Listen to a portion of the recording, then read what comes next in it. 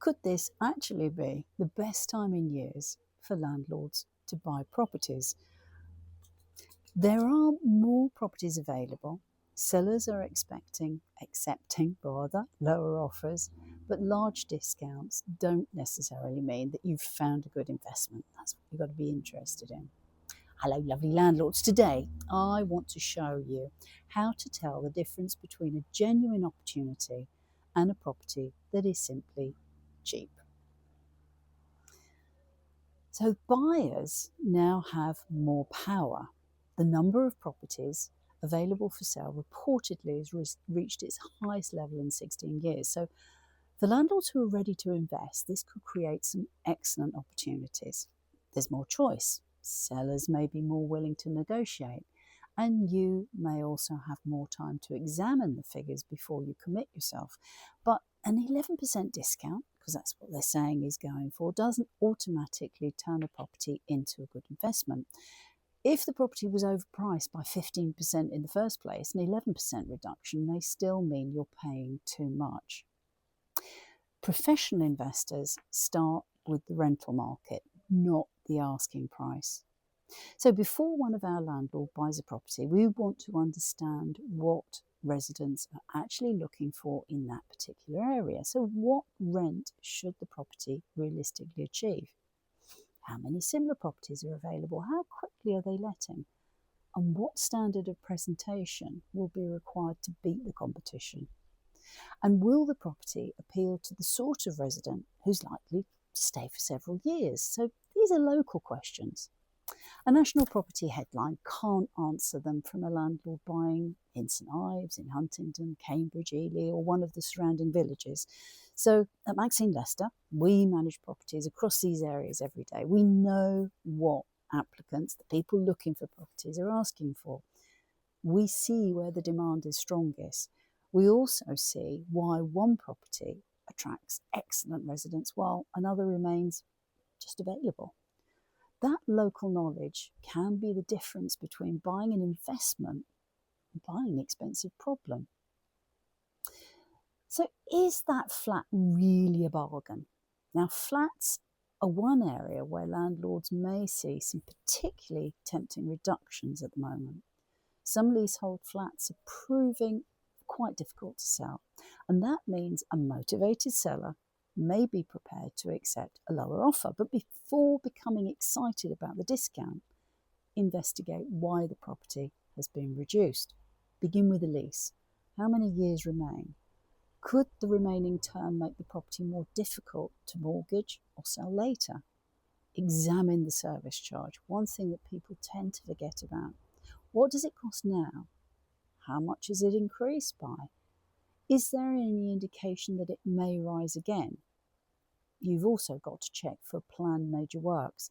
A flat that looks like a bargain can be a very expensive problem if the leaseholders are asked to contribute thousands of pounds towards a new roof or an extensive external repair. Building safety, well, that's got to be investigated, and so must the ground rent provisions and any restrictions on letting. Only then should you consider the achievable rent and calculate the genuine return. And by genuine return, I don't mean taking the annual rent, dividing it by the purchase price and calling that your profit. Your calculation needs to allow for service charges, for maintenance.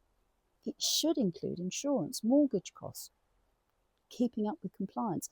And you also need to consider periods without rent and any money required before the property is ready. The right flat, bought at the right price, could be an excellent investment. We see a lot of them, but the opportunity comes from understanding the complete picture, not simply finding the biggest discount. So should you buy, or should you improve, or should you sell? And the same principle applies. If you already own a rental property and you're considering selling, the newspapers regularly tell us that landlords are leaving the market. But selling into a slower market could mean accepting a substantial reduction. So before making that decision, we look at 4 figures for you. First, what is the property genuinely worth today? Not what a similar property was advertised for. What are the comparable homes actually achieving? What rent should it be producing?